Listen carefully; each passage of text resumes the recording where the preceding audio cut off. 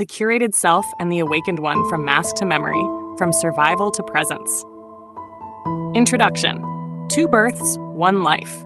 We are born twice. The first birth hands us the costume, the roles, the expectations, the careful shaping of a self designed to survive.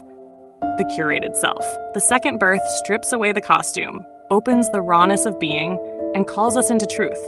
The awakened one. This dual birth is not fiction. It is the map of human life across history, psychology, philosophy, and spirit. In every era, people have curated their identities to belong, survive, and be remembered. In every era, too, some have broken through that curation into a deeper presence. This fourfold journey, history, science, philosophy, and spirit, traces how we are shaped, why we curate, how we awaken, and what it means to be reborn, not into religion, but into reality. History. Masks through time. From the first civilizations, humans curated their identities. Ancient kings etched victories into stone while silencing defeats. Pharaohs decorated tombs to immortalize themselves as divine rulers. Roman theater revealed the symbolism of the mask, the persona, which became the very word for identity. Centuries later, sociologist Erving Goffman, in The Presentation of Self in Everyday Life, described human existence as performance, with society as stage and identity as costume. Long before his words, cultures already lived this reality. Medieval guilds shaped conduct as much as craft. Churches required robes, confessions, curated displays of piety. Even philosophers like Hegel curated narratives of superiority, dismissing entire continents to uphold empire's image. Yet the cracks always appeared. Rumi, the Sufi poet, sang of love beyond right and wrong. Meister Eckhart, the Christian mystic, declared that the ground of the soul and the ground of God were one. Zen monks shattered curated reasoning with paradoxical koans. They remind us, history is a dance between curated masks and awakened glimpses. Today, social media is our newest mask. Profiles and brands mirror Pharaoh's tombs, curated legacies for unseen eyes. Yet movements for authenticity rise as well, carrying history's ancient whisper. The awakened one is waiting. Science, biology of curation, possibility of awakening. Why do we curate? Science reveals the root.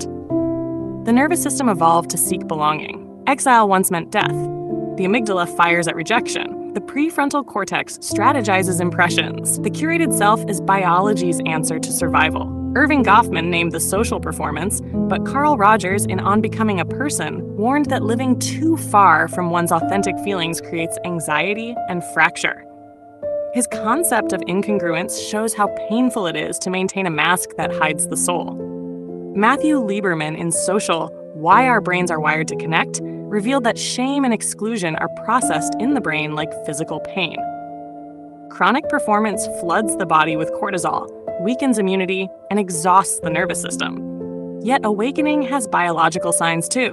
Jon Kabat-Zinn in Wherever You Go, There You Are showed mindfulness as the practice that interrupts curation and grounds presence. Brain scans confirm reduced activity in the brain's default mode network, the mind's storyteller of me.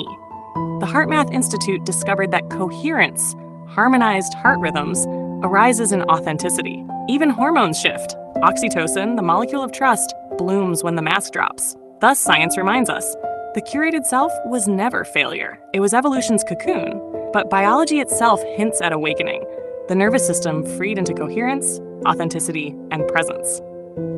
Philosophy, authenticity, despair, and freedom. Philosophy has always wrestled with masks and truth. Plato, in The Republic, warned of shadows curated on the cave wall. René Descartes, in Meditations on First Philosophy, stripped away every belief until only the raw, I think, therefore I am, remained. Søren Kierkegaard, in The Sickness Unto Death, called despair the state of living in the false self, a mask that denies the eternal. Jean-Paul Sartre, in Being and Nothingness, condemned bad faith, curating roles to escape responsibility. Friedrich Nietzsche, in Thus Spoke Zarathustra, rejected the herd and demanded we give birth to ourselves anew. Simone de Beauvoir, in The Second Sex, exposed how patriarchy curated women into objects and urged liberation into authentic subjecthood. Martin Heidegger, in Being and Time, insisted that true existence listens to being itself rather than the they. And Albert Camus, in The Myth of Sisyphus, refused curated illusions. Facing the absurd, he embraced life nakedly, calling authenticity a rebellion against pretense. Together, these thinkers expose the tension. Curation is structure. Awakening is rupture. To curate is to inherit. To awaken is to choose. Philosophy reminds us that freedom requires courage, the leap from mask to essence. Ive, spirit. The second birth spirit names what history, science, and philosophy circle around. The second birth. In Christianity, Jesus' words in the Gospel of John, "You must be born again," did not point to church membership, but to the unveiling of the true self. The Buddha spoke of enlightenment as awakening from illusion. Hindu sages in the Upanishads revealed the Atman as Brahman, the self as one with all. Modern voices carry this thread. Richard Rohr, in Falling Upward, calls it the second half of life, when we move beyond curated roles into the authentic self. Eckhart Tolle, in The Power of Now, insists awakening is not a future event, but a present unveiling. Gary Zukov, in The Seat of the Soul, speaks of the shift from external power, the curated self, to authentic power, the soul's true presence. The curated self must not be despised. It was the cocoon that carried us here. But the awakened one emerges when truth matters more than approval, when presence replaces performance. This birth is not someday. It is now in silence, in honesty, in remembering. The awakened one is not someone else. It is you unveiled. Conclusion: from curation to clarity. We are born twice. First into the curated self, shaped by survival, expectation, and history. Then into the awakened one, revealed by spirit. Both are sacred, both are necessary, but only one leads to freedom. History shows masks and mystics. Science shows survival and transcendence. Philosophy shows despair and authenticity. Spirit whispers remembrance. Together they declare, survival brought you here. Awakening carries you home. Awakening questions. 1. Where in your life do you still curate an image for approval rather than truth? 2. What survival patterns now prevent your freedom? 3. Which thinkers or teachers speak most clearly to your longing for authenticity? 4. What would it mean for you to experience a second birth today? Not in body, but in awareness. Final 4 lines. The curated self was the mask that kept you safe.